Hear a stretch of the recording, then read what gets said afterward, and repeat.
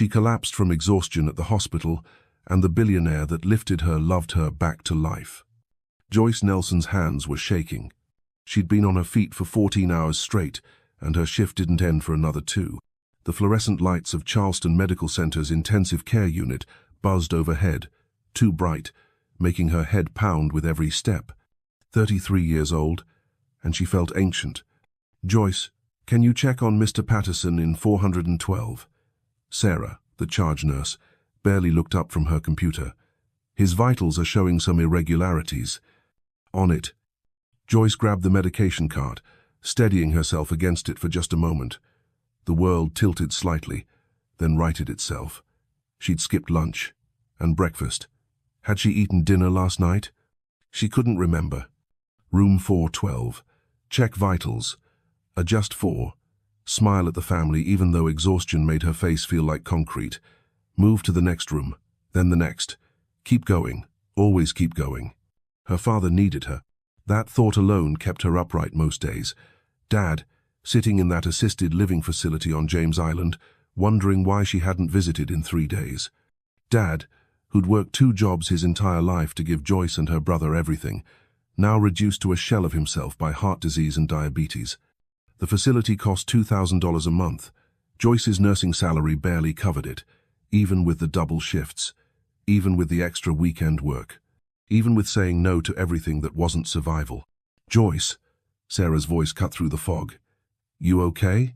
You look pale." "I'm fine. Just tired." "You're always tired. When's the last time you had a day off?" Joyce couldn't remember. "I'm fine," she repeated, and kept moving. Mr. Patterson's room. Checked the monitors. His oxygen levels were low. She adjusted the flow, made notes on his chart, assured his worried daughter that everything would be okay. Smiled. Always smiled. That's what nurses did, they held it together even when they were falling apart. She left the room, and the hallway stretched out before her like a tunnel, too long, too bright. The edges of her vision darkened. Not now. Please, not now. But her body didn't care about please. Her body had been running on fumes for months, and it was done. Joyce's legs gave out. She didn't remember falling.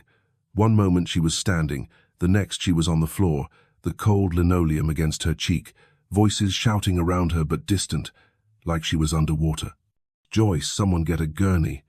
Call Dr. Martinez. Joyce, can you hear me?" She wanted to answer, wanted to tell them she was fine. She just needed a minute. She had 2 more hours on her shift. But the darkness pulled at her, gentle and insistent, and she was so tired of fighting. "Let go," it whispered. "Just for a minute. Rest." So she did. Family, welcome back to Tales That Touch, where we bring you emotional stories of love. Because in truth, love and death cannot be escaped. No one can say when, how, or where.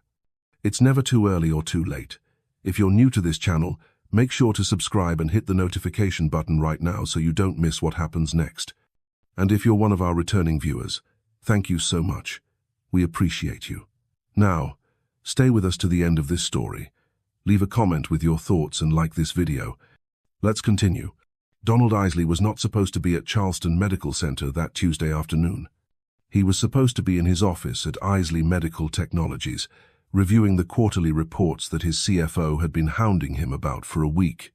He was supposed to be doing literally anything other than walking through a hospital, surrounded by antiseptic smells and beeping machines that brought back memories he'd spent 4 years trying to bury. But his assistant had called that morning. "Mr. Isley, Dr. Richard Martinez at Charleston Medical wants to discuss the new diagnostic imaging equipment. He asked if you could meet him there this afternoon." Donald had almost said no, almost delegated it to his VP of sales. But Martinez was influential, and this contract could bring Isley Medical Technologies into every major hospital in the Southeast. So here he was, 36 years old and worth $300 million, walking through a hospital and trying not to think about the last time he'd been in one. 4 years ago, watching his wife die by inches. He pushed the thought away and checked his watch. Martinez was running late. Surprise, surprise. Doctors were always running late. Donald stood near the nurses' station on the 4th floor, far enough away to not be in anyone's way, close enough to be visible when Martinez finally showed up. That's when he heard the commotion. "Joyce, someone get a gurney." Donald looked up. 30 feet down the hallway, a young woman in scrubs was on the floor. Nurses rushed toward her, a small crowd forming, everyone moving with practiced efficiency but underlying panic. He should stay out of the way. This wasn't his business. Hospital staff knew what they were doing. But then he saw her face. She was black, beautiful, even unconscious, with exhaustion carved into every line of her features. Her scrubs hung loose on her frame like she'd lost weight recently. Dark circles shadowed her closed eyes, and something about the way she'd fallen, not sudden, not dramatic, just a quiet collapse like a puppet with cut strings, made Donald's chest tighten. He knew that kind of exhaustion. He'd seen it in the mirror every day for the past 4 years. "Sir, you need to step back." A nurse, Sarah, according to her name tag, was trying to manage the growing crowd. "Give us space, please." Donald moved, but he didn't leave. He watched as they lifted the unconscious woman onto a gurney, as someone called for vitals, as the organized chaos of emergency medicine unfolded around her. "Who is she?" Donald asked Sarah. "One of our nurses, Joyce Nelson. She's—" Sarah stopped herself, professional boundaries snapping into place. "She'll be fine, sir. You should really move to the waiting area." Joyce Nelson. Donald filed the name away even as he stepped back toward the wall. The gurney rolled past him, and he caught another glimpse of her face. Peaceful now, at rest. Probably the first real rest she'd had in weeks, by the look of her. Something twisted in Donald's chest. Recognition, maybe, or memory, or just the universal human response to seeing someone pushed past their limits. Dr. Martinez appeared at Donald's elbow 15 minutes later, apologetic and rushed. "Mr. Isley, I'm so sorry to keep you waiting. We had an incident with one of our nurses, Joyce Nelson." Martinez blinked. "You know her?" "No, I was here when she collapsed." They talked about diagnostic imaging equipment and purchase orders and installation timelines, but Donald's mind kept drifting. Joyce Nelson, nurse, worked herself into unconsciousness. What kind of life pushed someone to that edge? After the meeting, Donald should have left. He should have gone back to his office, back to his reports, back to the carefully constructed life he'd built where everything was controlled and nothing unexpected could hurt him. Instead, he found himself asking at the nurse's station, "Joyce Nelson, is she okay?" Sarah looked up, surprised. "She's stable. Severe exhaustion, dehydration, dangerously low blood sugar. Dr. Martinez is keeping her overnight for observation. Does she have family? Someone who should be called?" "Her emergency contact is her father, but he's—" Sarah caught herself again. "I really can't share patient information, sir." "Of course, I understand." Donald pulled out his wallet, extracted a business card. "When she wakes up, could you give her this? Tell her if she needs anything at all, she can call me." Sarah took the card, skepticism clear on her face. "You don't even know her?" "No," Donald agreed. "But I know what it's like to push yourself until you break. And I know what it's like to wish someone had been there to help pick up the pieces."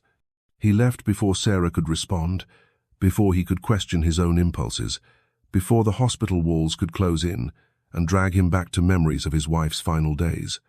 But as he drove back to his office, Donald couldn't shake the image of Joyce Nelson on that hospital floor, couldn't shake the feeling that he was supposed to be there for a reason. He'd stopped believing in fate 4 years ago when cancer took his wife, but maybe, just maybe, he was wrong. Joyce woke up in a hospital bed, which was ironic considering she'd just been working in one. The room was private, which was wrong. She couldn't afford a private room. She started to sit up, panic fluttering in her chest, and a hand pressed gently on her shoulder. "Easy there, you gave everyone quite a scare." Dr. Elena Martinez, one of the attending physicians Joyce had worked with for 3 years, stood beside the bed. Her expression was kind but firm, the same look she gave patients who'd ignored their health for too long. "How long was I out?" Joyce's voice came out raspy. Her throat was dry. 6 hours. It's 8 p.m.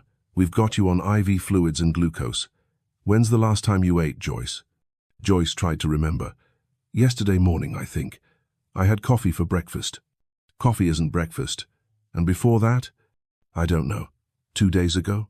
Maybe 3? Elena's jaw tightened. "You're a nurse. You know better than this. Your blood work shows severe nutritional deficiency, dehydration, and your cortisol levels are through the roof. You're running yourself into the ground. I'm fine. I just need... You collapsed at work. That's not fine, Joyce. That's your body shutting down because you're not giving it what it needs. Tears burned behind Joyce's eyes. She was too tired to fight them. I don't have a choice. Dad needs me. The facility costs. I can't afford to take time off. I can't afford to slow down. Elena sat on the edge of the bed, her expression softening. Your father wouldn't want you destroying yourself for him. You don't understand.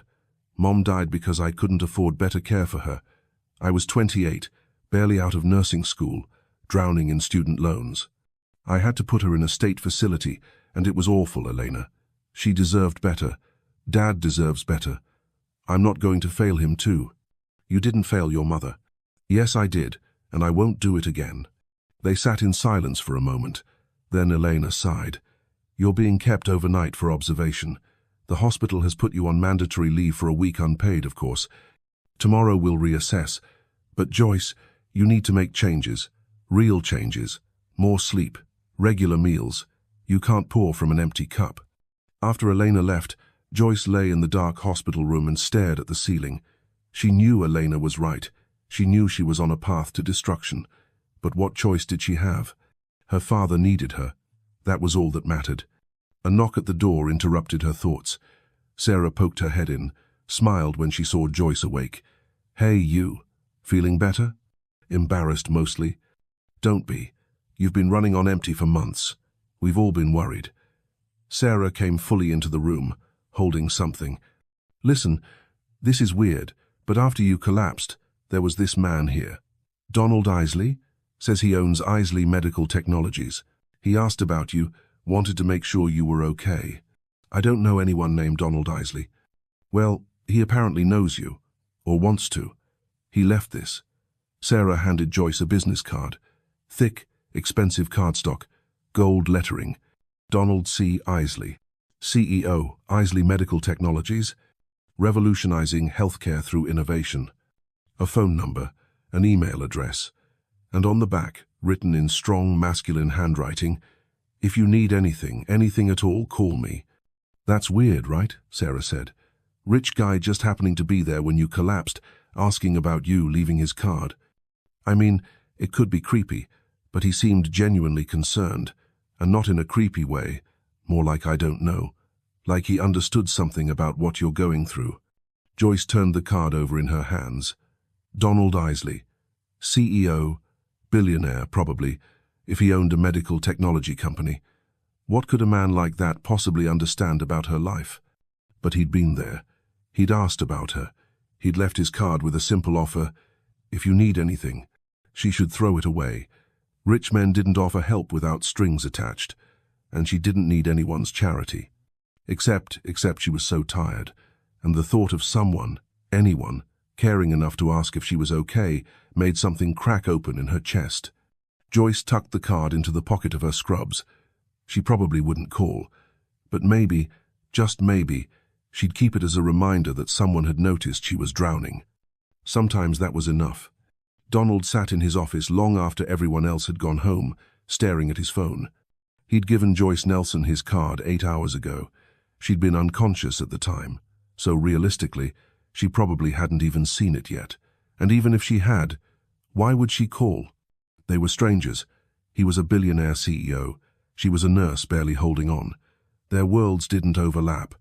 But he couldn't stop thinking about her, about the way she'd collapsed, about the exhaustion written into every line of her body, about the fact that she'd worked herself unconscious in service of others. Donald knew that kind of dedication. His wife, Anne, had been a doctor. She'd loved her work, loved her patients, given everything to medicine, right up until breast cancer stole everything from her. 4 years. It had been 4 years since Anne died, and Donald still caught himself reaching for his phone to call her, still woke up sometimes expecting to find her beside him. He'd loved her desperately, and when she died, he'd sworn he'd never let anyone that close again. Loss like that broke you, changed you, made you careful. So why was he sitting here hoping a woman he'd never met would call him? His assistant had done some discreet research, nothing invasive, just public information. Joyce Nelson, 33 years old, registered nurse at Charleston Medical Center. Her mother had died 5 years ago. Her father was in an assisted living facility. She worked double and triple shifts. No social media presence. No life outside the hospital, as far as anyone could tell.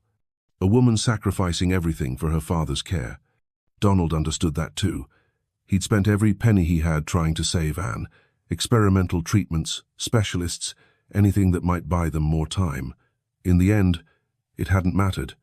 Cancer didn't care about money or love or desperation. But it had taught him something. Sometimes the only thing you could do for someone was be there, witness their struggle, offer help without judgment. Joyce Nelson probably didn't need a billionaire inserting himself into her life. But Donald had seen her fall, had seen the exhaustion that came from carrying too much alone. And maybe, just maybe, he could help carry some of that weight. Even if she never called, at least he'd offered. At least he'd tried. That had to count for something. Joyce was discharged the next morning with orders to rest, eat, and not return to work for a week. The mandatory leave meant no paycheck, which meant next month's bills would be even more impossible than usual. But right now, she needed to see her father. She went home first.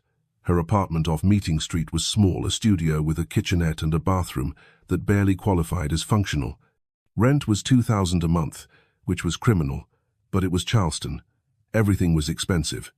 She showered, changed into clean clothes, and stared at the contents of her refrigerator. Half a jar of peanut butter, bread that was one day from moldy, and a Diet Coke. Groceries cost money. Money went to Dad's care. Joyce made a peanut butter sandwich and told herself it counted as a meal. Her phone buzzed. A text from her brother Robert, who lived in Atlanta and called once a month to assuage his guilt about not helping with Dad.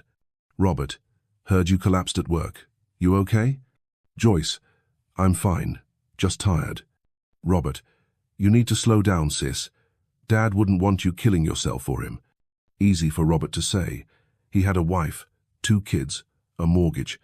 He sent $300 a month when he could, which Joyce appreciated, but it barely made a dent. She didn't respond. What was there to say? Instead, she pulled out Donald Isley's business card, stared at the elegant lettering, the handwritten note on the back. If you need anything, anything at all, call me. She could look him up, see what his deal was. But what would be the point?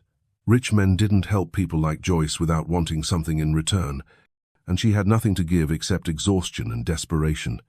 She should throw the card away. But instead, Joyce tucked it into her wallet, behind her nursing license.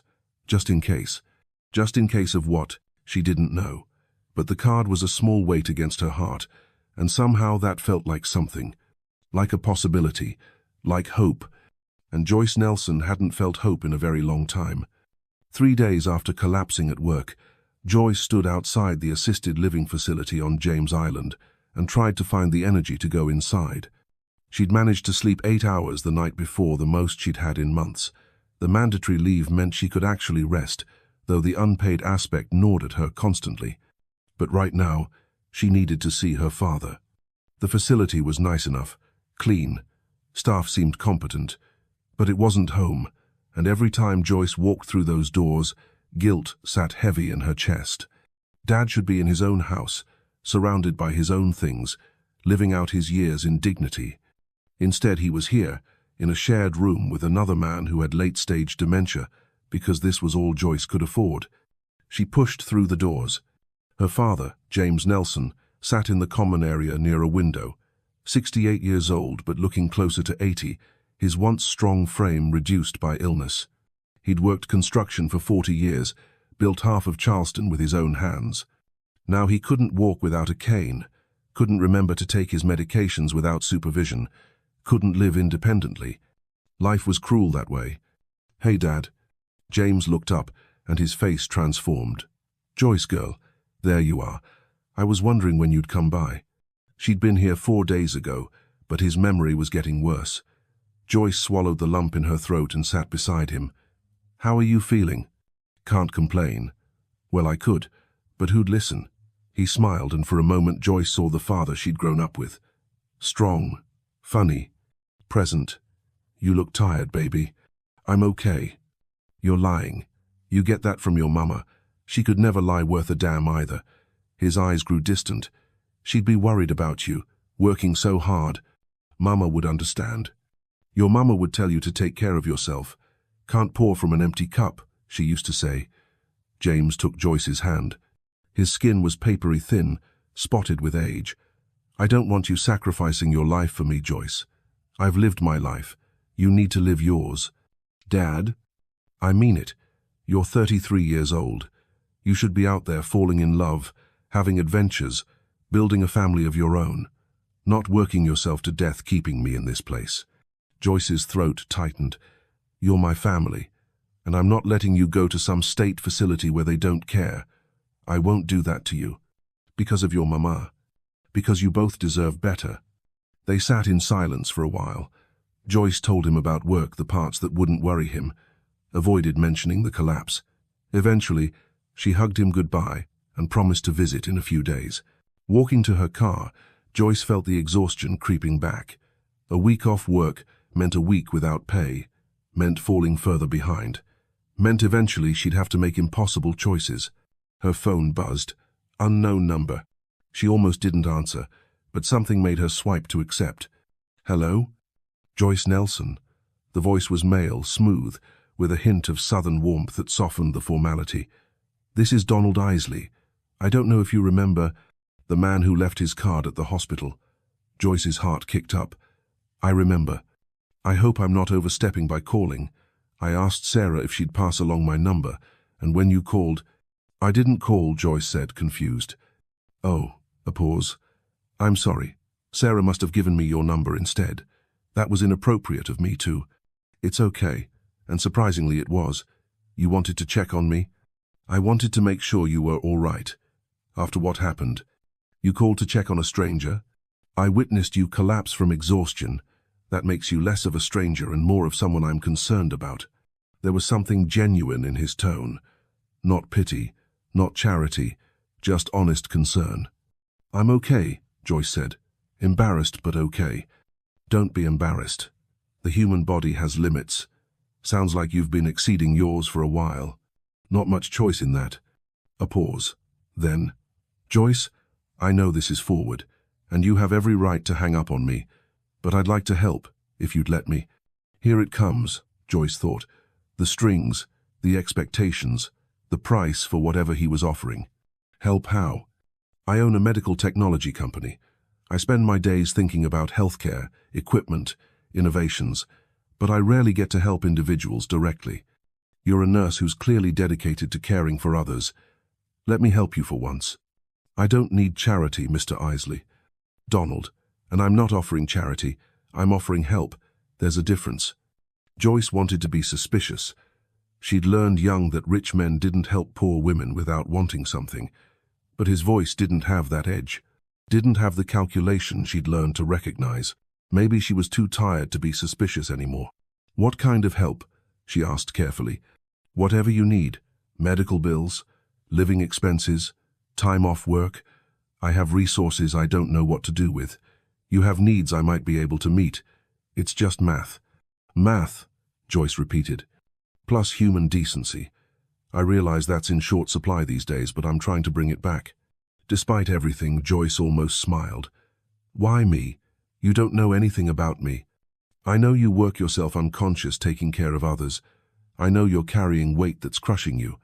And I know what it's like to wish someone had been there when you needed help. His voice softened. My wife died 4 years ago. Cancer. I spent every penny I had trying to save her, and it didn't matter. She died anyway. But in those final months, people helped us. Friends, strangers, medical staff who went beyond their job descriptions. I swore that if I ever had the chance to pay that forward, I would. Joyce's breath caught. I'm sorry about your wife. Thank you. Her name was Anne. She was a doctor. She would have liked you, I think. The words settled between them. Real. Heavy with grief that hadn't quite healed. Donald, Joyce said quietly, I appreciate this, really. But I can't just accept money from a stranger. It doesn't feel right. What if I wasn't a stranger? What if we got to know each other first? What do you mean? Have dinner with me, tomorrow night.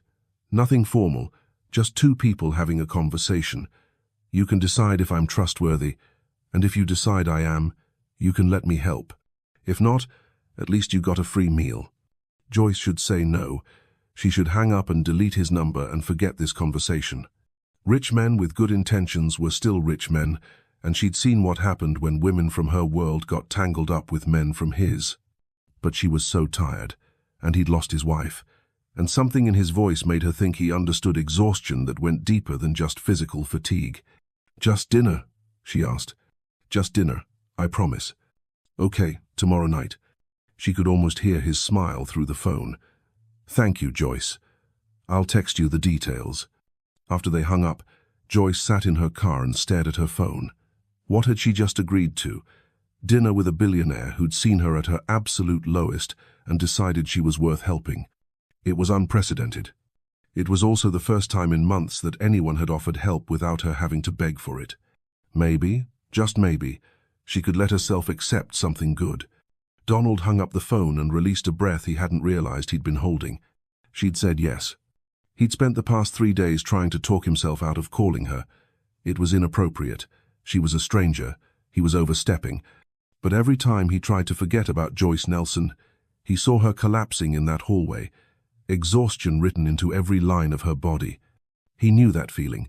After Anne died, Donald had thrown himself into work with single-minded intensity, built his company from nothing because if he stopped moving, he'd have to feel the grief. 18-hour days, sleeping in his office, forgetting to eat. His father had finally flown in from Florida and staged an intervention, made Donald take a month off, made him sleep, made him remember that he was still alive, even if Anne wasn't. Joyce didn't have anyone doing that for her, so maybe Donald could. Or maybe he was just a lonely widower looking for purpose in someone else's pain. He pushed the thought away and called his assistant. "Catherine, I need a reservation tomorrow night. Somewhere nice but not intimidating. Comfortable. Where's a good place? For business or personal?" "Personal." A pause. In the 4 years since Anne's death, Donald hadn't had a personal dinner with anyone. Catherine knew this. "Is this a date, Mr. Isley?" "It's dinner with someone who might need a friend." "That sounds like a date." "It's not." He stopped. "Was it?" "I don't know what it is. Just somewhere we can talk, quietly. Try Fig. It's downtown, intimate but not stuffy. Good food, better wine. I'll make the reservation." "Thank you, Catherine." After he hung up, Donald stood at his office window overlooking Charleston Harbor. The water was grey-blue under the autumn sky, boats cutting white lines across the surface. Anne had loved the water. They'd talked about buying a boat someday, sailing to the Caribbean, growing old together by the sea. But someday never came. For 4 years, Donald had convinced himself he was fine alone. He had his company, his work, his carefully controlled life. He didn't need anyone. Didn't want the vulnerability that came with caring. Then he'd seen Joyce collapse, and something had cracked open in his chest. Recognition. Not romantic, not yet. Maybe not ever, but human. One exhausted soul recognizing another. He wanted to help her. That was all. Just help. If something more developed, well, he'd cross that bridge when he came to it. Joyce spent the next day in a state of mild panic. What did one wear to dinner with a billionaire? Everything in her closet was either scrubs or old jeans and t-shirts worn soft from too many washings. She didn't own anything nice enough for wherever Donald Isley was planning to take her. Finally, she called her friend Keisha from work. "I need help. Emergency-level help." Keisha showed up an hour later with a garment bag. "Tell me everything." Joyce explained about the collapse, the business card, the phone call. Keisha listened, eyes getting progressively wider. "Girl, a billionaire CEO called you and asked you to dinner. It's not like that.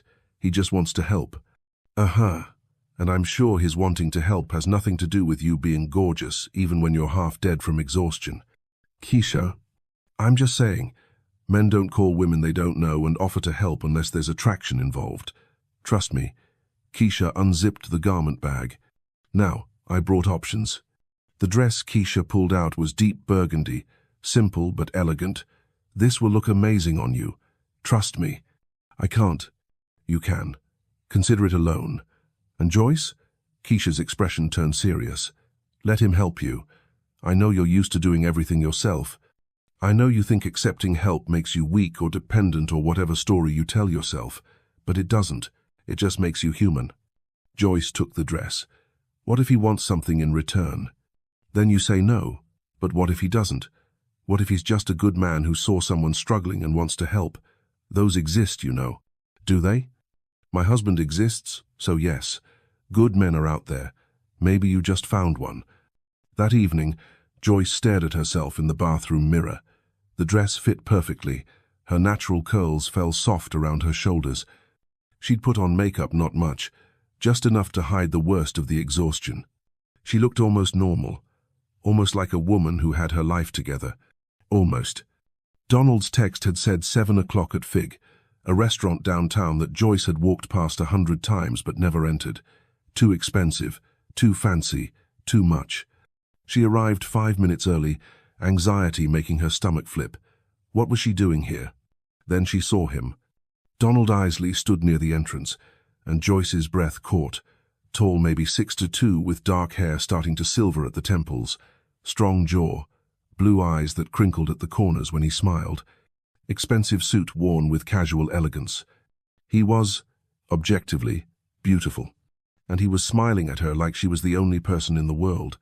Joyce, thank you for coming. Thank you for inviting me. Her voice came out steadier than she felt. He offered his arm, and after a moment's hesitation, she took it. His warmth bled through the fabric of his jacket, solid and real. The restaurant was intimate, soft lighting, exposed brick, tables spaced far enough apart for private conversation. The hostess led them to a corner booth, and Donald waited until Joyce sat before taking his own seat. Have you been here before? He asked. No, I don't eat out much. Neither do I, honestly. Work keeps me too busy. He smiled, which is probably why my assistant practically cheered when I asked for a reservation. How long have you worked with her? Catherine. 6 years. She basically runs my life.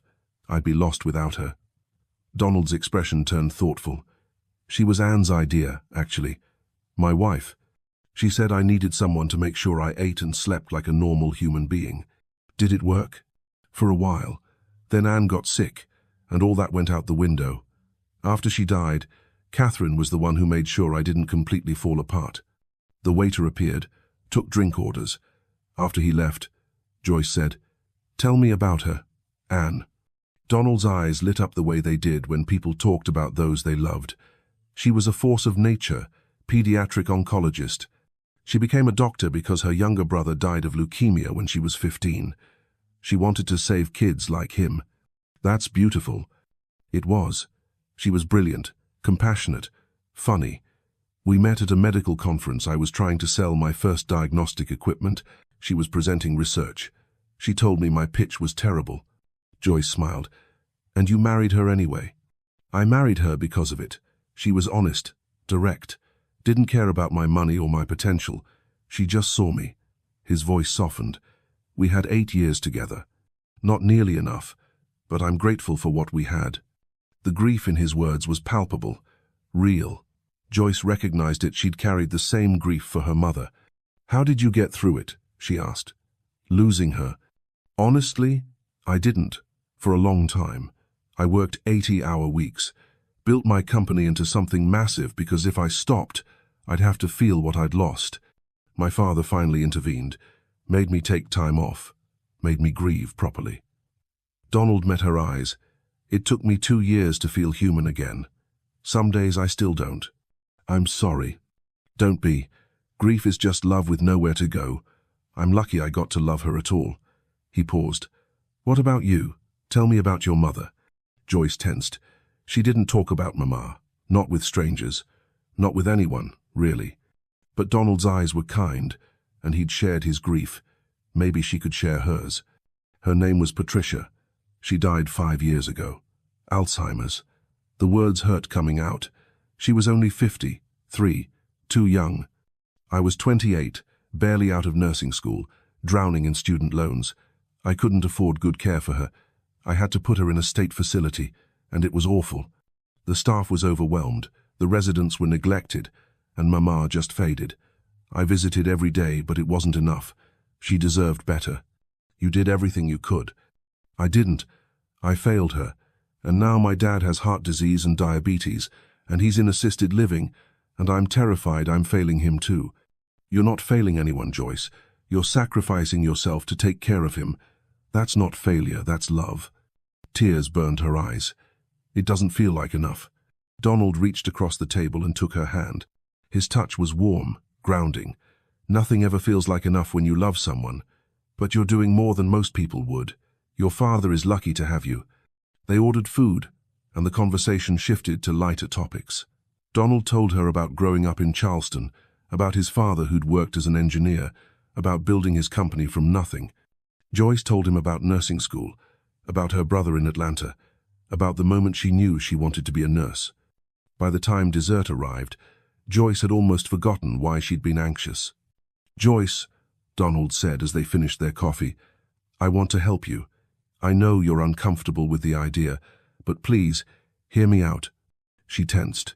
Here it was, the catch. Your father's care costs $2,000 a month. That's $24,000 a year. For me, that's a rounding error on a quarterly report. For you, it's destroying your health. Let me cover his expenses. Just for a year. Give yourself breathing room to rest, to eat, to be human again. Joyce's instinct was to refuse, to say she didn't need charity. But Keisha's words echoed, "Let him help you." "Why?" Joyce asked. "Why do you want to help me?"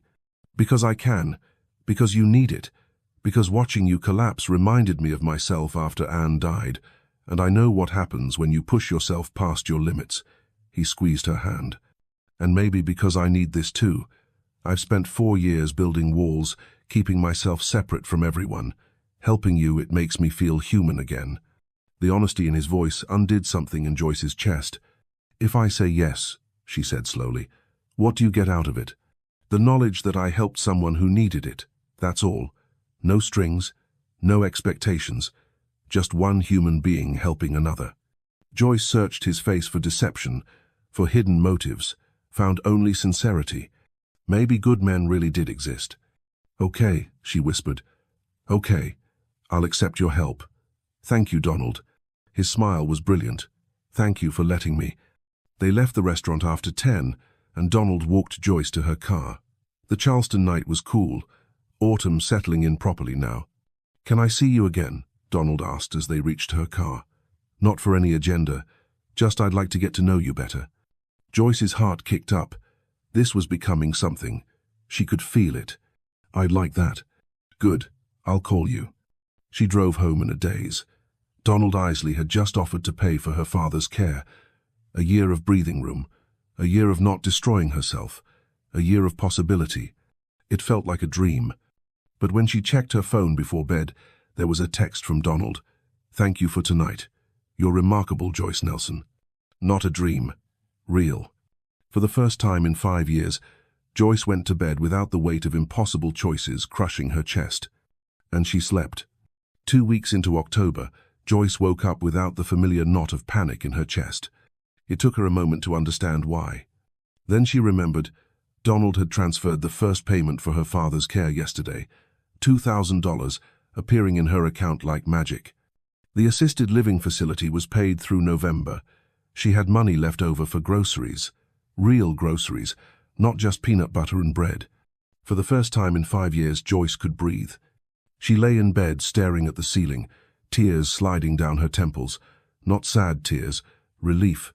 The kind of crying that happened when a weight you'd been carrying finally lifted. Her phone buzzed. A text from Donald. "Donald, good morning. How are you feeling?" They'd been texting every day since that dinner. Small things at first, "Good morning. How was your shift? Hope you're resting." Then deeper things. Stories about Anne and Patricia, childhood memories, dreams they'd given up on. Joyce found herself looking forward to his messages more than she wanted to admit. "Joyce, better than I have in years. Thank you for everything." "Donald, you don't have to keep thanking me." "Joyce, yes I do. You gave me my life back." "Donald, you did that yourself. I just removed an obstacle. Speaking of which, have you eaten breakfast?" "Joyce, not yet." "Donald, Meet me at Callie's Hot Little Biscuit in 30 minutes. I'll buy you the best breakfast Charleston has to offer. Joyce smiled at her phone. She should say no. She'd already accepted too much from him. But the thought of seeing Donald, of sitting across from him, hearing his voice, watching those blue eyes crinkle when he smiled, made something warm unfurl in her chest. Joyce. Okay. See you in 30. She showered quickly, pulled her curls into a loose bun, threw on jeans and a soft green sweater Keisha had insisted she borrow. When she looked in the mirror, she barely recognized herself. The dark circles were fading. Her face had color. She looked almost healthy. Amazing what sleep and food could do. Donald was waiting outside the restaurant when she arrived, and Joyce's breath caught the way it always did when she saw him. Today he wore dark jeans and a navy Henley, casual and approachable. But there was nothing casual about the way he looked at her. Like she mattered, like she was precious. "You look beautiful," he said, and meant it. "You're not so bad yourself." He laughed and opened the door for her. The restaurant was small, cozy, smelling of butter and honey. They ordered biscuits with various toppings. Joyce got the mushroom and brie because she could afford to splurge now, and that thought alone made her want to cry again. "So," Donald said once they were settled with coffee, "how does it feel, having breathing room?" "Surreal. I keep waiting for the other shoe to drop, for this to all be a dream." "It's not a dream. It's just what life should be manageable. You deserve that, Joyce. So does everyone. But most people don't get a billionaire swooping in to save them.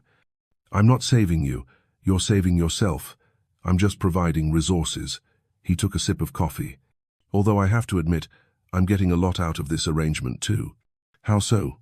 "I'm sleeping better, working less.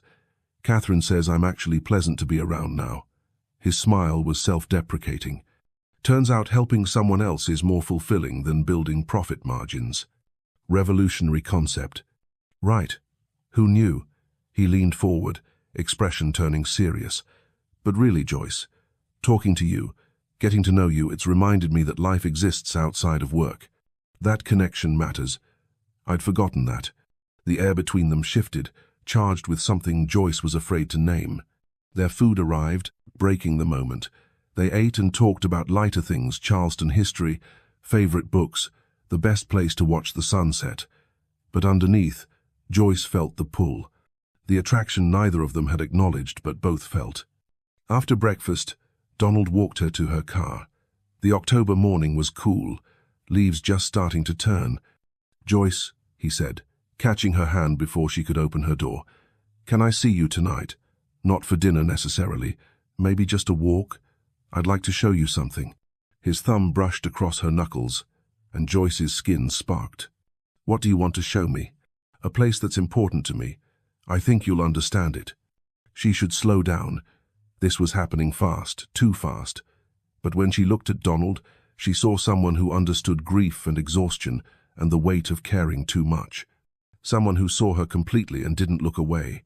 "Okay," she whispered, "tonight." His smile was sunlight breaking through clouds. Donald picked Joyce up at 7, driving a sleek black SUV that probably cost more than Joyce's annual salary. But he didn't make a show of it. Just opened her door, helped her in, and drove through Charleston like any normal person. They headed toward the peninsula, through narrow streets lined with antebellum houses, until they reached White Point Garden at the tip of the Battery. Donald parked and led her toward the waterfront. "Anne and I used to come here," he said quietly. "After her diagnosis, when she could still walk, we'd sit and watch the water and talk about everything we wanted to do that we'd never get to do." They sat on a bench facing the harbor. Sailboats cut across the darkening water. Fort Sumter was a shadow in the distance. "I haven't been back since she died," Donald continued. "Couldn't face it, but I wanted to share it with you." Joyce's throat tightened. "Why me?" "Because you understand loss. You understand what it's like to have your life cleaved in two before and after. Most people don't get that. They mean well, but they don't understand." He turned to her. "You do." "Yeah, I do." They sat in companionable silence, watching the sun sink toward the horizon. The sky turned pink, then orange, then deep purple. Stars began appearing overhead. "Tell me something true," Donald said suddenly. Something you don't tell people. Joyce thought about deflecting, but he'd brought her here, to this place that hurt him, and trusted her with it. She could be brave too. Sometimes I'm angry at my mother, she said, for getting sick, for dying, for leaving me alone with all this responsibility. I know it's not her fault. I know Alzheimer's isn't a choice, but I'm still angry. That's allowed. Is it? Because it feels awful. Grief isn't logical. Anne and I had 8 years together. We talked about growing old, having kids, building a life. Then cancer stole all of it, and I was so angry. At her, at God, at the universe. It took me a year to admit that, another year to forgive myself for feeling it. Do you still get angry? Sometimes, less now, mostly I just miss her. He looked at Joyce. But I'm learning that you can miss someone and still move forward. That loving them doesn't mean stopping your own life. Is that what you're doing? Moving forward? I'm trying. Meeting you, it's made me want to try harder. The words hung between them, heavy with meaning. Joyce's heart raced. Donald, I'm not asking for anything, he said quickly. I just wanted you to know. You've changed something for me, made me remember what it feels like to care about someone. Joyce's hand found his fingers, interlacing naturally. You've changed something for me too, made me remember what it feels like to not be alone. They sat holding hands as darkness settled fully over Charleston. The harbor lights reflected on the water. Somewhere a boat horn sounded, and Joyce felt something she hadn't felt since before her mother died. Peace. Over the next few weeks, they fell into a pattern. Donald would text in the morning. They'd meet for breakfast or coffee, sometimes lunch if Joyce wasn't working. Evenings they'd walk through the historic district, or drive out to Folly Beach to watch the waves, or sit in Donald's office while he worked and Joyce read. It felt natural, easy, like they'd known each other for years instead of weeks. Joyce noticed other changes too. She'd gained weight, the good kind, where her scrubs fit properly again and her face had lost that hollowed-out look. She was sleeping 7 hours a night, eating 3 meals a day, taking her days off instead of picking up extra shifts. Her co-workers noticed. "You're glowing," Sarah said one afternoon. "What's his name?" "I don't know what you're talking about." "Girl, please. You're walking around like someone who's falling in love. Spill." Joyce blushed. Was she falling in love? She hadn't meant to, hadn't planned on it. But Donald made her laugh, made her think, made her feel seen in ways she'd never experienced. And the way he looked at her like she was rare and precious and worth protecting made her heart race every single time.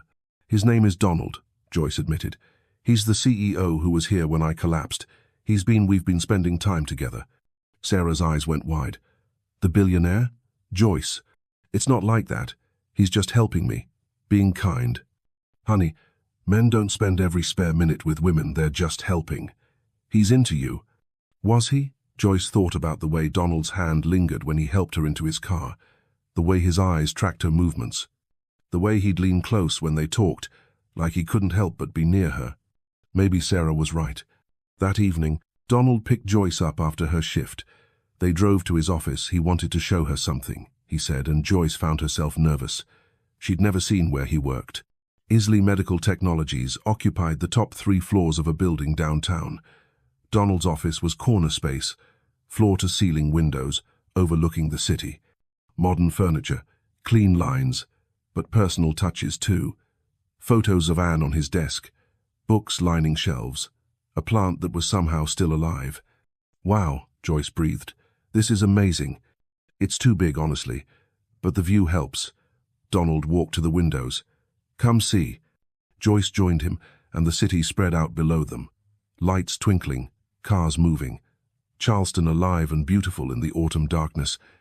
"Thank you," Donald said quietly, "for these past weeks, for letting me into your life. Thank you for wanting in."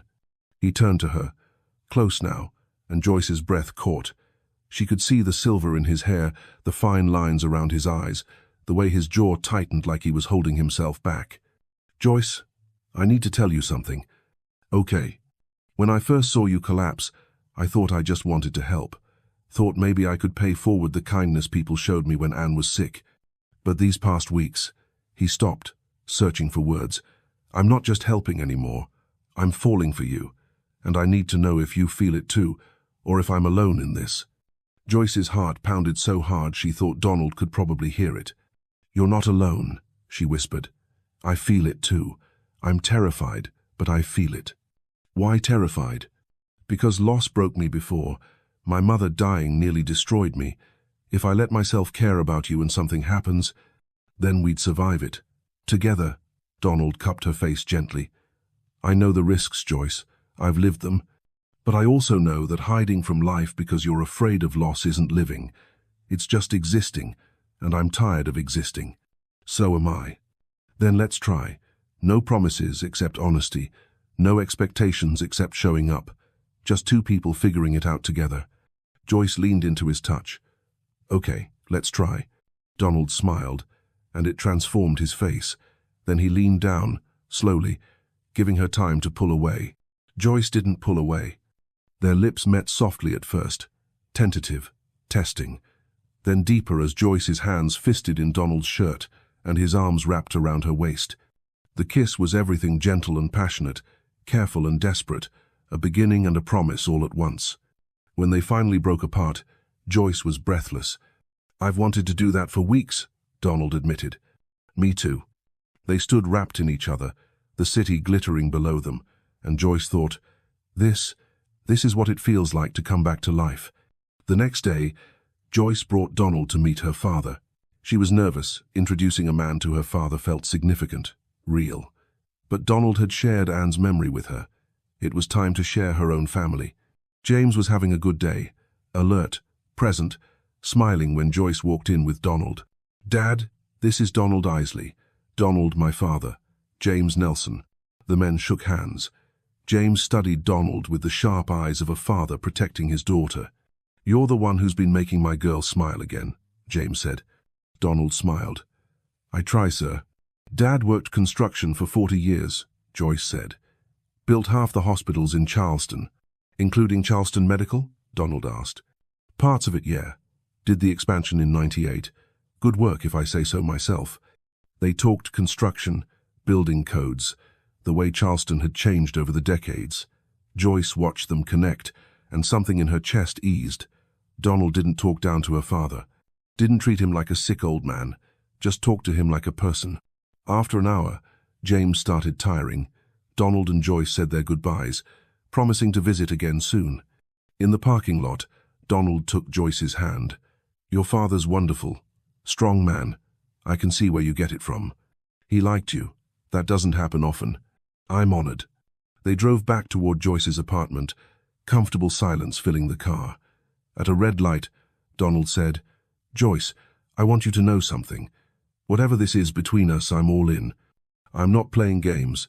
I'm not passing time. When I commit to something, I commit fully. I'm the same way. Once I care about someone, I care completely." "Good." He squeezed her hand. "Then we're on the same page." That night, Joyce lay in bed replaying every moment. The kiss, her father's approval, Donald's commitment. Everything felt surreal and perfect and terrifying all at once. She was falling in love with Donald Isley. The thought should have scared her more than it did, but instead, it felt like hope. November arrived with cooler weather and the promise of holidays. Joyce and Donald had been together for 6 weeks, officially together after that first kiss, though it felt like longer. They fit. That was the best way Joyce could describe it. Donald understood her need to work, to care for her father, to maintain her independence.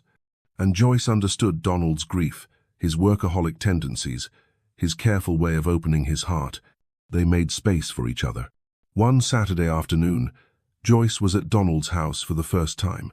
He lived in a historic home in the French Quarter, beautifully restored, filled with art and books and comfortable furniture. Not as cold as Joyce had feared a billionaire's house might be. This was a home, not a showplace. They were in the kitchen cooking together, or rather, Donald was cooking while Joyce watched and tasted and laughed at his running commentary. "You're telling me you can run a multi-million-dollar company but you can't dice an onion?" Joyce teased. "I never said I couldn't. I said I prefer not to. Onions make me cry." "That's because you're cutting them wrong." "Then show me, chef." Joyce stood behind Donald, guiding his hands, and the domesticity of it struck her. This was what a future could look like. Cooking together, laughing together, building a life. "Joyce," Donald said softly, not turning around, "can I ask you something?" "Of course." "When you think about the future, what do you see?" She was quiet for a moment, hands still guiding his. "Honestly, for so long I couldn't see past the next bill, the next shift, the next crisis. I'd forgotten what it felt like to imagine a future. And now? Now I see possibility. I see Dad taken care of. I see myself healthy and happy. I see—" She stopped. "What?" "I see you, in my future, if you want to be there." Donald turned in her arms, onion forgotten. "Joyce Nelson, there is nowhere else I'd rather be." He kissed her then, deep and slow and full of promise, and Joyce kissed him back, pouring everything she felt into it. Love, hope, trust, all the things she'd thought she'd lost.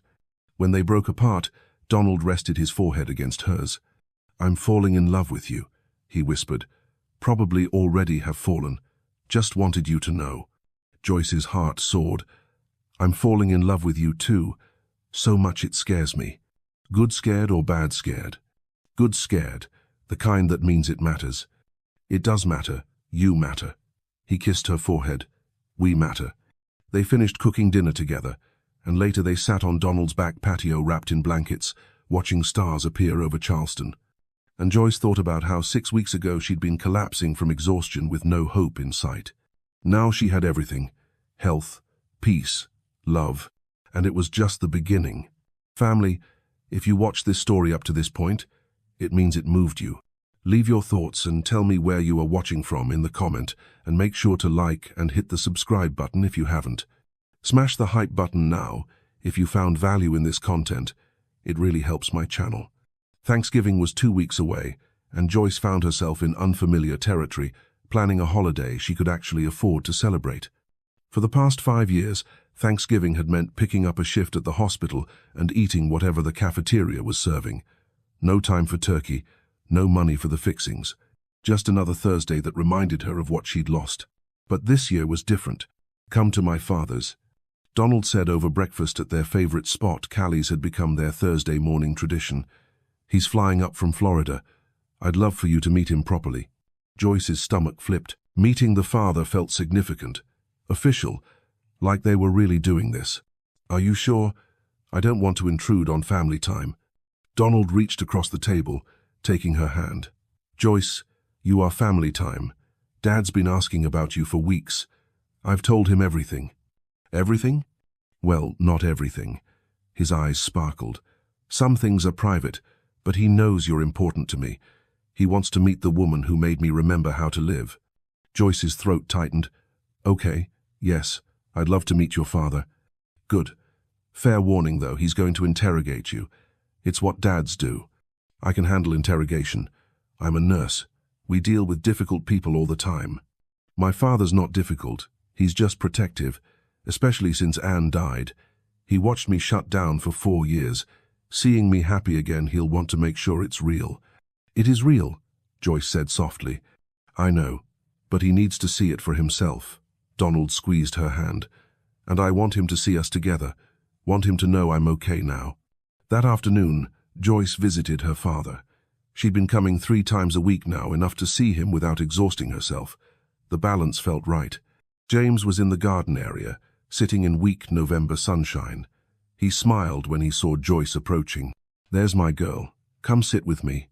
Joyce settled beside him, and they watched other residents moving through the garden. Some walked with aides, others sat in wheelchairs. Everyone moving at the slow pace of age and illness. "How you feeling, Dad?" "Can't complain." "Well, I could, but you've heard it all before." He patted her hand. "You look happy, baby, really happy. That Donald treating you right?" "He is. Better than right. He's—" Joyce struggled for words. "He's wonderful, Dad. He makes me feel like myself again." "Good. You deserve someone who sees you, really sees you." James was quiet for a moment. "Your mama would have liked him." Tears pricked Joyce's eyes. "You think so?" "I know so. She always said you'd find someone who understood your heart, someone who'd match your strength instead of trying to tame it." He looked at Joyce. "This man loves you. I can see it. The way he looked at you when you brought him here, that's a man who knows what he has." I love him too. Is that crazy? We've only been together 6 weeks. Love doesn't run on timelines, baby. Your mama and I knew after 2 weeks we were it for each other. When you know, you know. I know, Joyce whispered. I'm terrified, but I know. Good. Being terrified means it matters. James squeezed her hand. Don't let fear rob you of happiness. Your mama wouldn't want that. I don't want that. Live your life, Joyce. Fall in love. Build something beautiful. That's all we ever wanted for you.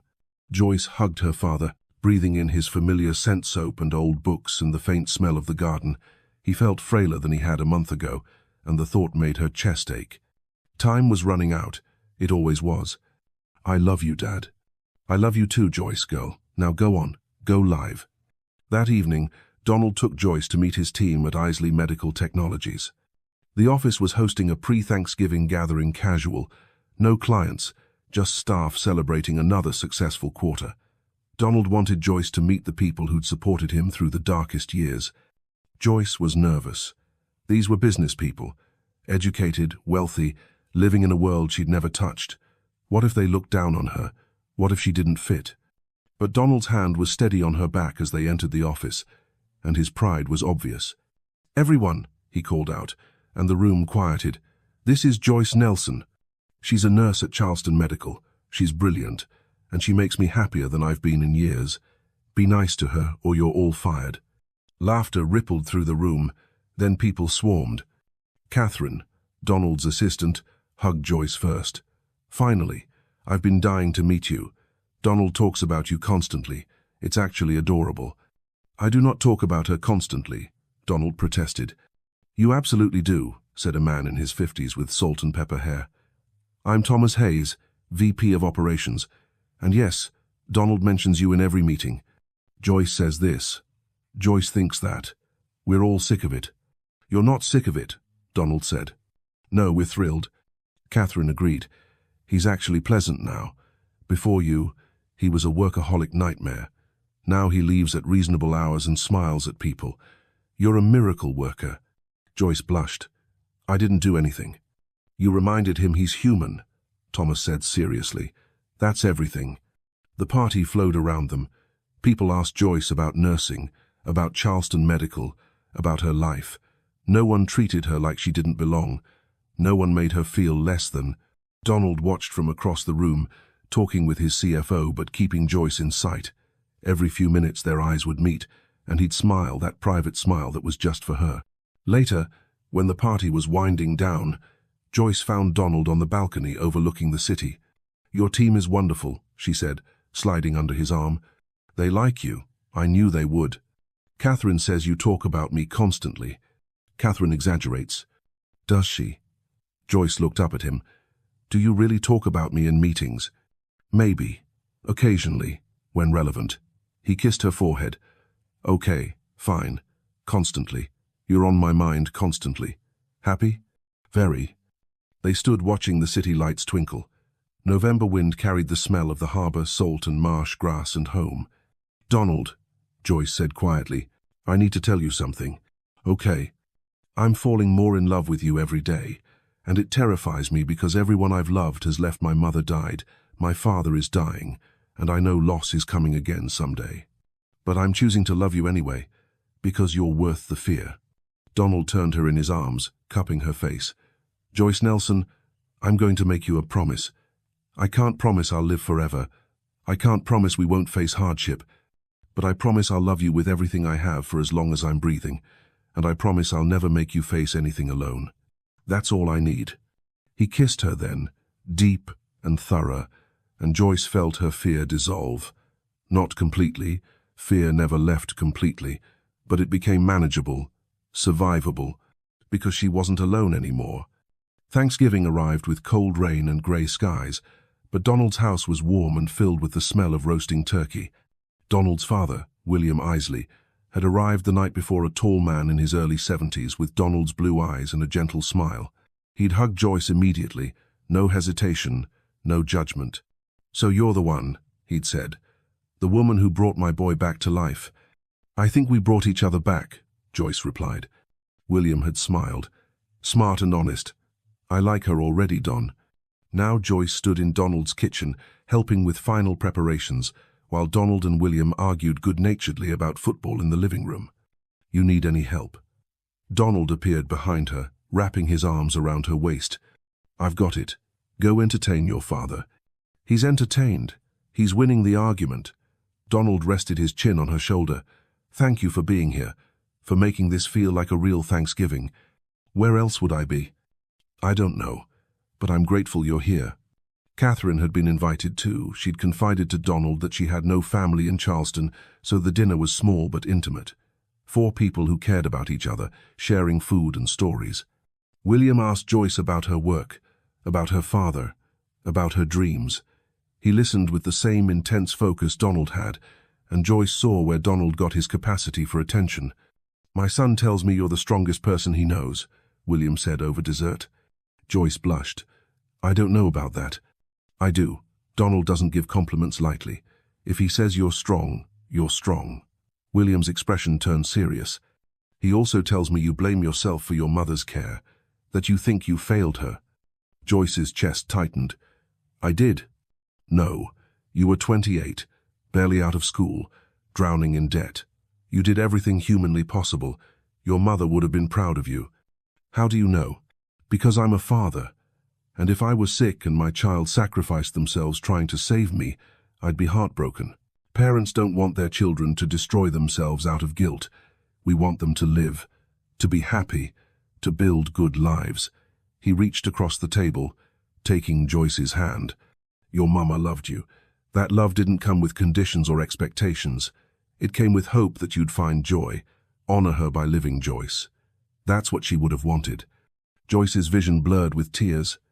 "Thank you," she whispered. After dinner, William pulled Donald aside. Joyce pretended not to watch, but she saw William hug his son fiercely, saw him say something that made Donald's eyes shine with emotion. Later, after Catherine and William had left, Joyce and Donald cleaned up together. "What did your father say to you?" Joyce asked. "He said you're the one, that he hasn't seen me this happy since before Anne got sick, that I should hold on to you and never let go." "What did you say?"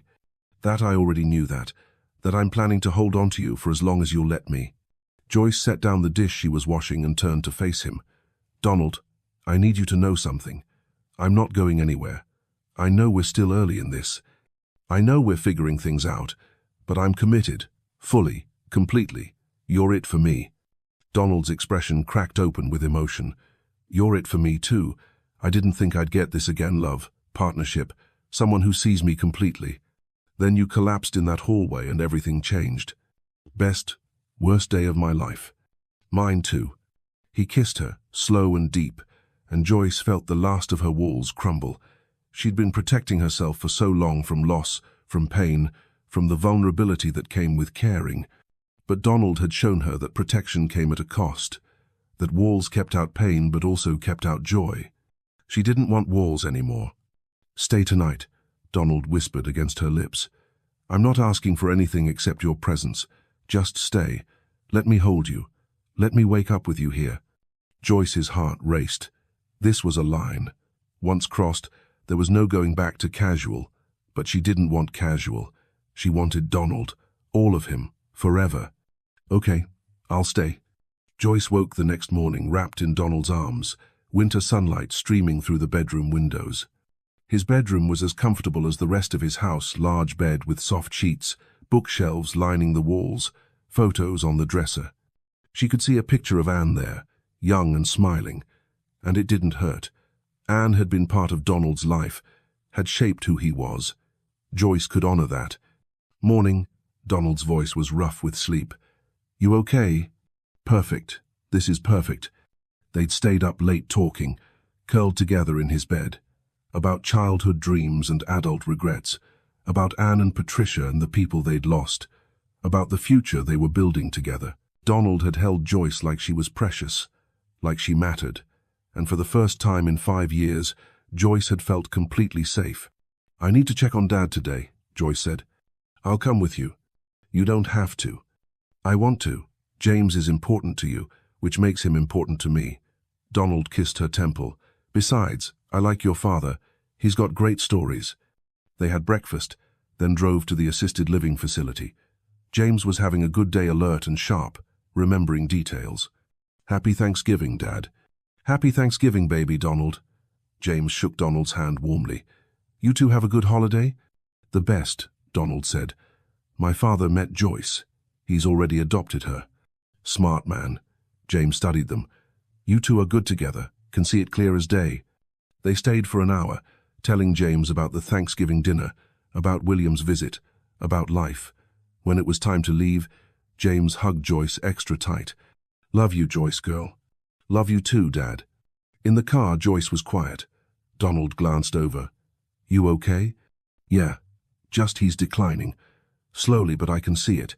His memory is getting worse. His strength is fading." Her voice cracked.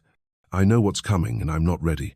Donald pulled over, parking on a quiet side street. He unbuckled and turned to face Joyce fully. "You're never ready for loss, no matter how much warning you get.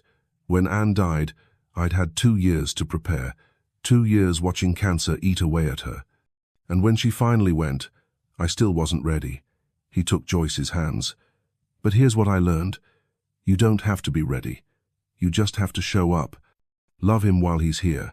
Make his days good. And when the time comes, you'll survive it, because that's what we do. We survive. Will you be there when it happens?" "Joyce, I'll be wherever you need me. Always." She kissed him then, pouring everything she felt into it. Gratitude, love, trust, all the things she'd thought she'd never feel again. "I love you," she whispered. "I'm in love with you. Completely, terrifyingly in love with you." Donald's smile was brilliant. "I'm in love with you too.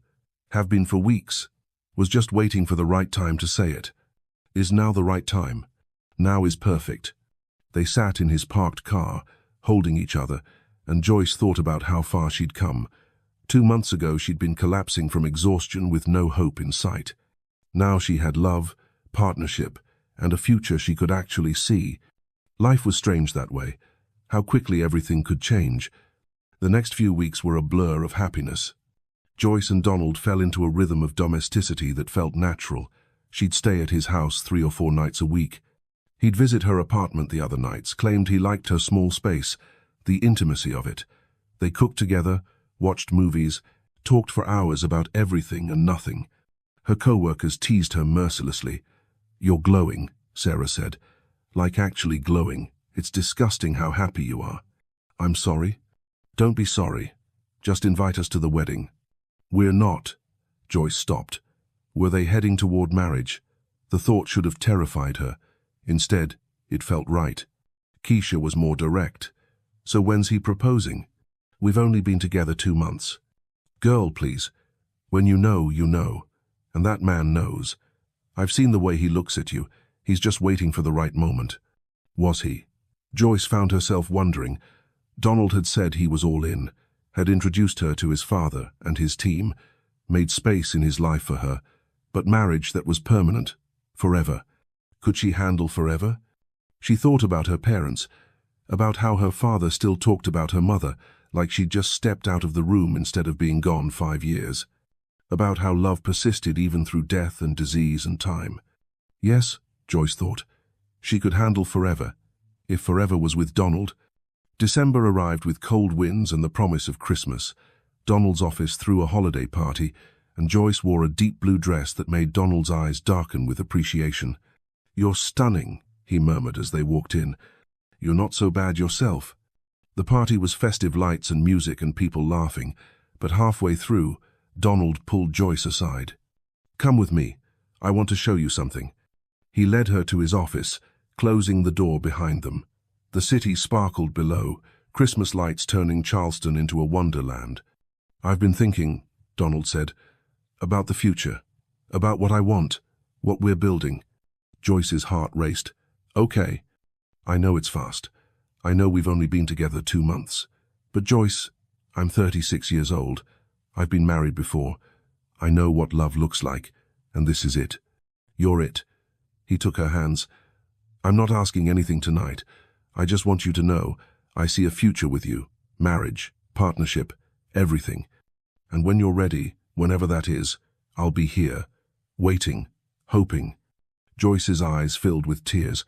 "Donald, you don't have to say anything. I just needed you to know." "I do need to say something." Joyce stepped closer. "I see that future too. Marriage, everything. And I'm not scared anymore. Well, I am, but in a good way. This matters so much. It terrifies me way." "So we're on the same page?" "We're on the same page." Donald kissed her then, tender and deep, and Joyce felt her future clicking into place. This was it. This was her person, her partner, her forever. 2 months ago she'd been dying by inches. Now she was living. And it was beautiful. The call came on a Tuesday morning in mid-December. Joyce was at Donald's house, making coffee in the kitchen while he showered upstairs. Her phone buzzed with an unknown number, and something in her chest tightened even before she answered. "Is this Joyce Nelson?"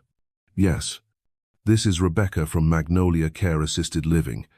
Your father, James Nelson, had a cardiac event this morning. He's been transported to Charleston Medical.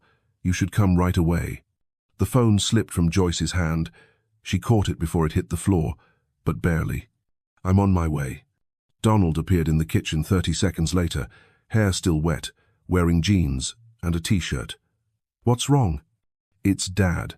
Heart attack. They took him to Charleston Medical." Joyce's voice was surprisingly steady, but her hands shook. "I need to go. I need to." "I'm coming with you." "You don't have to." "Joyce."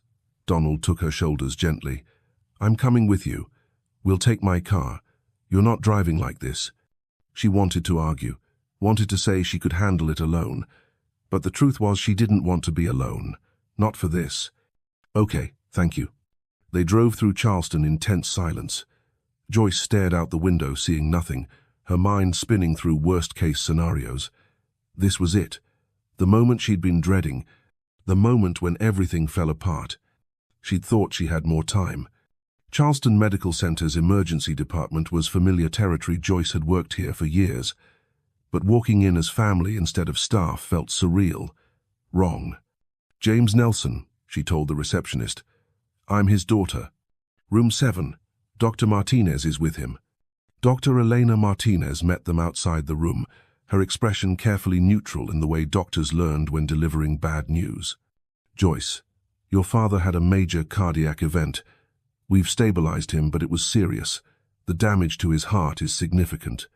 Can I see him?" "Of course. But Joyce," Elena touched her arm, "prepare yourself. He's conscious but very weak." Joyce pushed through the door with Donald right behind her. James lay in the hospital bed looking smaller than Joyce had ever seen him, pale, fragile, hooked up to monitors that beeped rhythms she knew too well. His eyes opened when he heard them enter. "Joyce, girl," he whispered. "Don't cry, baby. I'm okay." But he wasn't okay. Joyce could see it in his labored breathing, in the grey tone of his skin, in the way his hands trembled on the blanket. She took his hand carefully, mindful of the IV. "I'm here, Dad. I'm right here." "That's my girl." James's eyes moved to Donald. "You taking care of her?" "Always, sir." "Good man," James coughed, and the monitors shrieked briefly before settling. "Joyce, I need to tell you something. Need you to listen." "Dad, don't talk. Save your strength." "No, need to say this now." His grip on her hand tightened with surprising strength. "I'm proud of you. So proud. You sacrificed so much for me and your mama. But it's time to stop sacrificing. Time to live for yourself." "Dad? Promise me. Promise you'll be happy. Promise you'll marry this good man and build a life that's yours.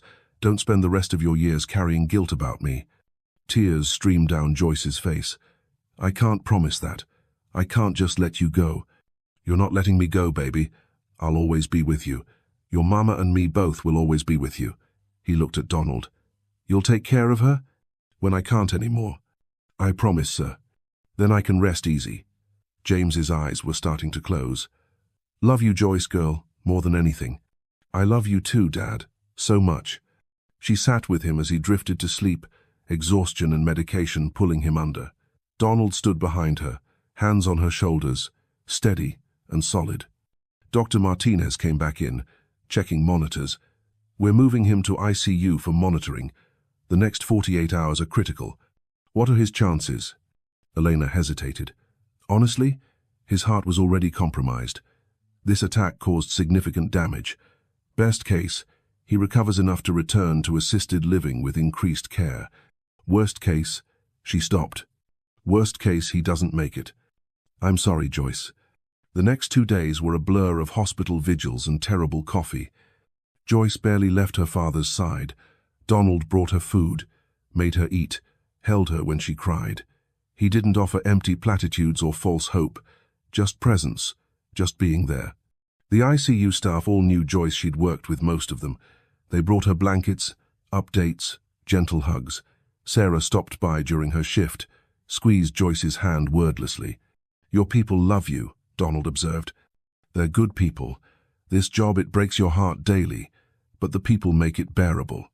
James drifted in and out of consciousness. Sometimes he knew Joyce, talked to her about childhood memories. Sometimes he thought she was her mother, Patricia, called her by the wrong name. Joyce held his hand through all of it. On the second night, Donald convinced Joyce to leave for a few hours. You need to shower, eat a real meal, sleep in an actual bed. I'll stay with him. If anything changes, I'll call immediately. I can't leave him. You can, and you should. You're exhausted, Joyce. Your father wouldn't want you destroying yourself over him. She knew he was right. Her body ached from the uncomfortable ICU chairs. Her head pounded from lack of sleep, but leaving felt wrong. 2 hours, she finally agreed. That's it. Donald drove her back to his house. It had become home over the past months, without either of them really noticing. Joyce showered, ate the soup Donald had Catherine bring over, and collapsed into bed. She woke 4 hours later to her phone ringing. Donald's voice, careful and gentle. Joyce, you need to come back. Your father's asking for you. The drive back to the hospital was eternal. Joyce's hands shook so badly Donald had to help her out of the car. James was awake when she rushed into the ICU room, but barely. His breathing was labored even with the oxygen mask. The monitors showed erratic rhythms that made Joyce's nursing instincts scream warnings. Dad, I'm here. Joyce. His voice was a thread. Been waiting for you. I'm sorry. I'm so sorry I left. Don't apologize. You needed rest. He pulled off his oxygen mask with trembling hands. I need to tell you something important, baby. Dad, keep the mask on. No, this is more important than breathing. His eyes were clear despite everything. I'm dying. We both know it. And that's okay. I've lived a good life. Had a beautiful wife. Raised good kids. Got to see you find love. That's more than most people get. Dad, please. Listen, your mama, when she was sick, she made me promise something. Made me promise that when my time came, I wouldn't let you destroy yourself with guilt. That I'd tell you to live. Tears tracked down his weathered face. So I'm telling you, live, Joyce. Love that good man. Have babies. Build something beautiful. That's what we want for you. That's all we ever wanted. I don't know how to let you go. You don't have to let go. You just have to keep living. We'll always be with you, baby. In every good choice you make. Every moment of joy. Every time you love someone. We're there. Joyce pressed her face against his hand, sobbing. I'm not ready. No one ever is. But you're strong. You're my daughter. You've got that Nelson strength. You'll survive this, and you'll be happy again. Promise me you'll be happy. I promise, Dad. I promise I'll try. That's my girl. James looked past Joyce to where Donald stood. You take care of my baby. Give her the life she deserves. I will, sir. I promise. Good. James smiled, peaceful and tired. Then I can rest. He put the oxygen mask back on, closed his eyes. The monitors beeped steadily. Joyce held his hand and watched him breathe, each breath a gift and a countdown. Donald stood behind her, solid and present, his hand on her shoulder. He's right, you know, Donald said quietly. About you being strong. You're the strongest person I've ever met. I don't feel strong. I feel like I'm breaking. You can be both. Strength isn't not breaking, it's breaking and putting yourself back together anyway. He squeezed her shoulder. And you won't have to do it alone. I'm here. For all of it. James Nelson passed away peacefully 48 hours later, on a Thursday morning just as the sun was rising over Charleston. Joyce was holding his hand. Donald was beside her. The monitors flatlined with a steady tone that felt too final for something so profound. The ICU team moved with quiet efficiency. Dr. Martinez came in, confirmed time of death, hugged Joyce tightly. "I'm so sorry, sweetheart." Joyce couldn't speak, could barely breathe, just held her father's still warm hand and tried to understand that he was gone, that the man who'd built half of Charleston, who'd raised her with love and laughter, who'd given everything to his family, was just gone. Donald pulled her into his arms, and she collapsed against his chest. Great, heaving sobs that shook her whole body. All the grief she'd been holding back for days, weeks, years, it all came pouring out. "I've got you," Donald murmured into her hair. "I've got you, Joyce. Let it out." They stood like that for a long time, Joyce crying while Donald held her, the ICU staff giving them space, the world continuing around them while Joyce's world had just ended. Eventually, there were forms to sign, arrangements to make, the funeral home to contact. Joyce moved through it all like a ghost, Donald guiding her gently through each step. Her brother Robert flew in from Atlanta, guilty and grieving. They hugged in the funeral home, both crying, both wishing they'd done more. "He knew you loved him," Joyce told Robert. "That's what matters." "Did he? I barely visited. I barely called." "He knew. He always knew." The funeral was small. James had outlived most of his friends, and his family was small. But the chapel was packed anyway, nurses from Charleston Medical, staff from the assisted living facility, people whose houses James had built decades ago, all coming to honor a good man who'd lived a quiet, decent life. Joyce gave the eulogy, voice-breaking but steady, talked about her father's strength, his humor, his unwavering love for his family, talked about how he'd worked his whole life to give his children opportunities he'd never had, how he'd loved his wife with a devotion that lasted beyond death. "He told me to live," Joyce said, looking out at the gathered mourners. "To love, to build something beautiful, and I will, because that's what he wanted, because that's how I honor him, by living the life he and Mama dreamed for me." Donald sat in the front row, eyes never leaving Joyce, proud and sad and loving all at once. After the service, at the reception, people shared stories. Robert told one about James teaching him to fish.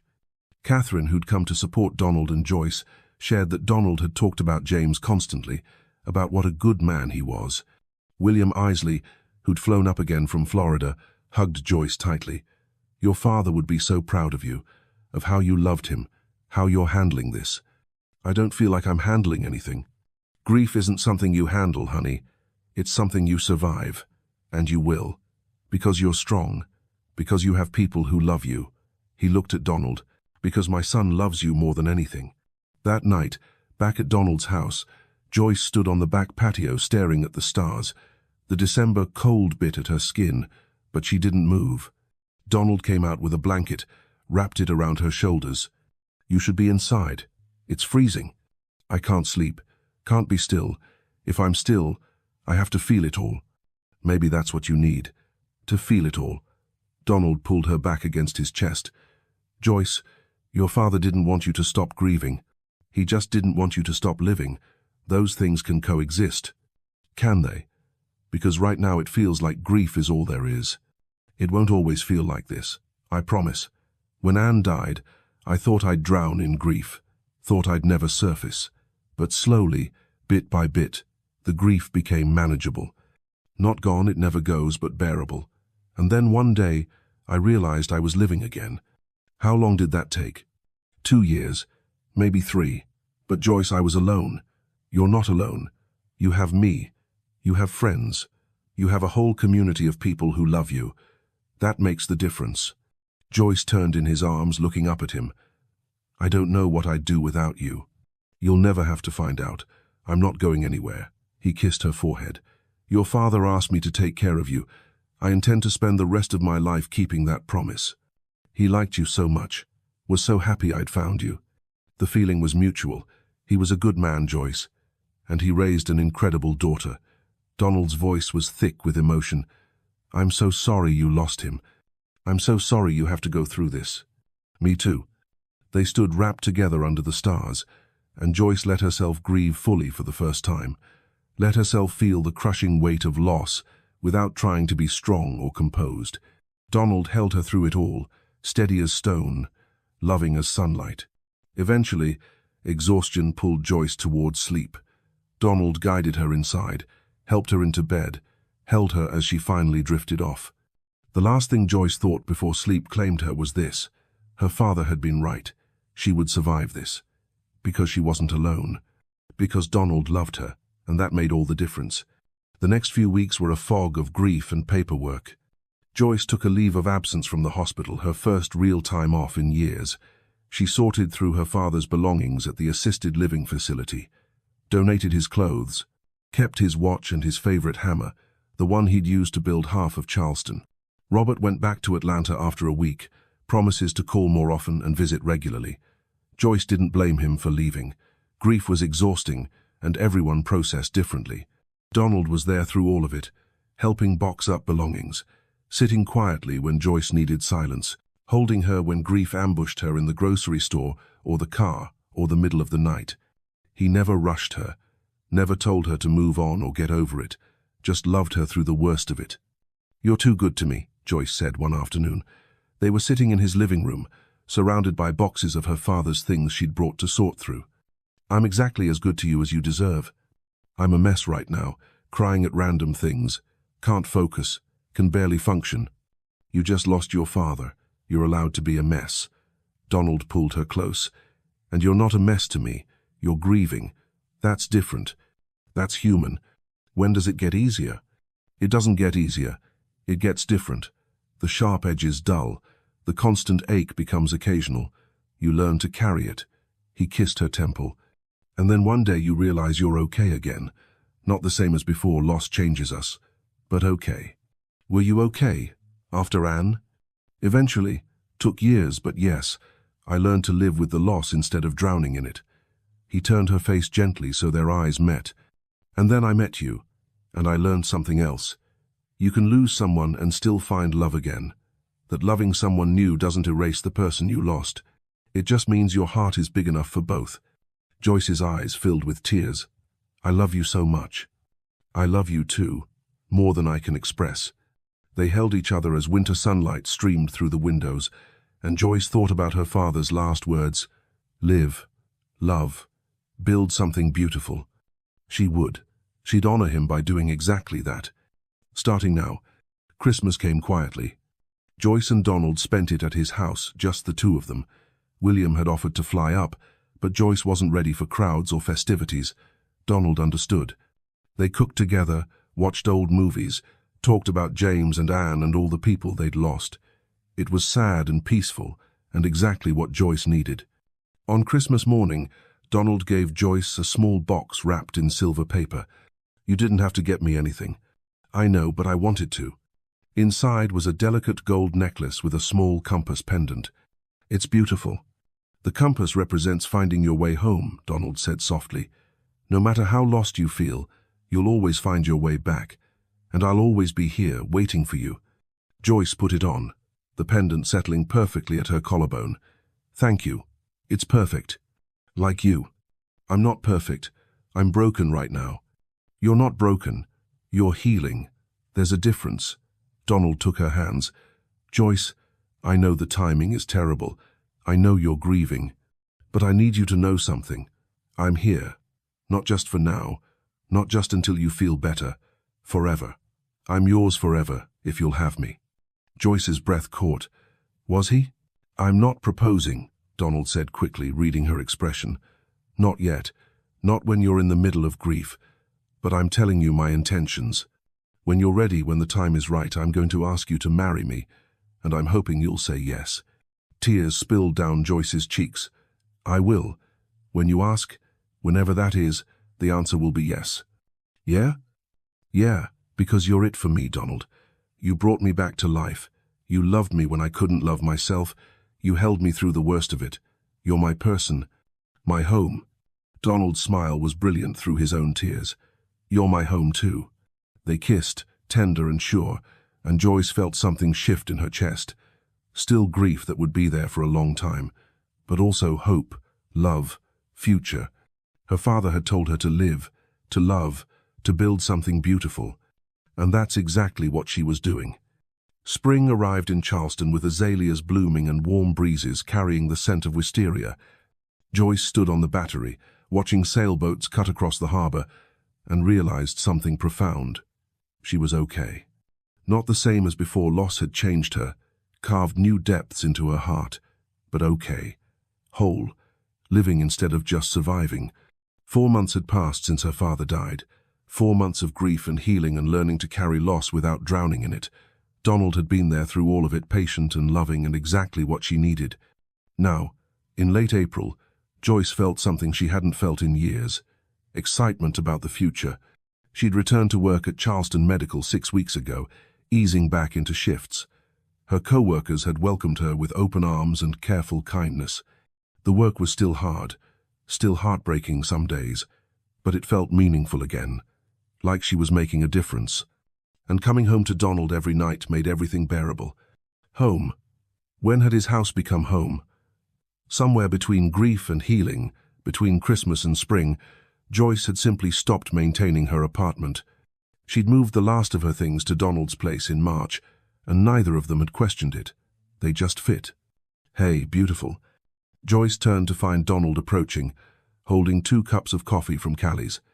Their Thursday morning tradition had resumed a month ago, breakfast and conversation before Joyce's shifts. Hey yourself, you're late. Catherine called with an emergency. Apparently, the board meeting scheduled for next week is actually this afternoon. He handed her a coffee. I'll be tied up until 6 or 7. That's fine. I'm working until 8 anyway. They sat on their usual bench, the same one Donald had brought her 2 months ago, when he'd shared Anne's memory. It had become their spot. A place to talk about hard things and hopeful things and everything in between. How are you feeling?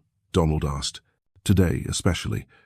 Today was April 23rd, 4 months exactly since James died. Okay, Joyce said honestly. Sad, but okay. I miss him. But I can think about him now without breaking down. That's progress. It is. You've come so far, Joyce. I'm proud of you. I couldn't have done it without you. Yes, you could have. You're strong enough to survive anything.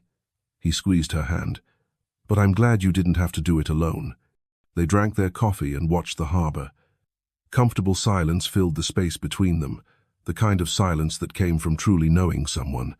Donald, Joyce said eventually, I've been thinking. About what you said at Christmas, about your intentions. His eyes sharpened with interest. What about them? I'm ready now, for whatever comes next. I've grieved, I've healed as much as anyone heals from loss, and I know what I want. She turned to face him fully. I want a life with you, marriage, partnership, everything we talked about. I'm ready for that. Donald's smile was sunrise breaking over the ocean. Are you sure? I don't want you to feel rushed. I'm not rushing, I'm choosing. There's a difference. Joyce took his hand. My father told me to live, to love, to build something beautiful. That's what I want to do with you. Joyce Nelson, you have no idea how happy that makes me. So what are you waiting for? He laughed. Patience, woman. I've been planning this for weeks. You think I'm just going to propose on a random Thursday morning? Why not? Thursday mornings are our tradition. True, but I have something better planned. Trust me. Joyce did trust him, completely. Okay, I'll wait. Not long, I promise. He kissed her softly. Just give me 2 more weeks. Can you do that? I can do that. 2 weeks later, Joyce woke to Donald's side of the bed empty and a note on his pillow. Good morning, love. I have a surprise for you. Catherine will pick you up at 10 a.m. Wear something comfortable. Trust me. I love you. D. Joyce smiled at the note, butterflies erupting in her stomach. This was it. Today was the day. She showered, dried her natural curls until they fell in soft waves, and put on jeans and a flowing white blouse. Casual but pretty. The compass necklace Donald gave her at Christmas settled at her collarbone. She wore it every day now. Catherine arrived precisely at 10, driving Donald's SUV, grinning like she had a secret. You know what's happening, don't you? Joyce said as she climbed in. I might have helped with logistics. Catherine's eyes sparkled. That's all I'm saying. They drove through Charleston, past the historic district, toward the coast.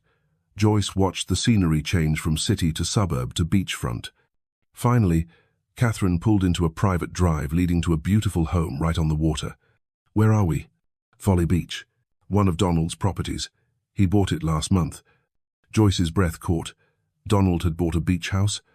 Catherine led her through the house, airy and bright, floor-to-ceiling windows overlooking the ocean and out to the back deck.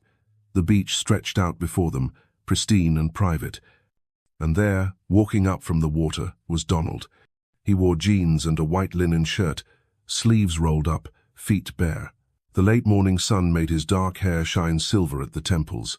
He looked nervous and happy, and absolutely perfect. "I'll just be going," Catherine said, squeezing Joyce's shoulder. "Have fun, you two." She disappeared.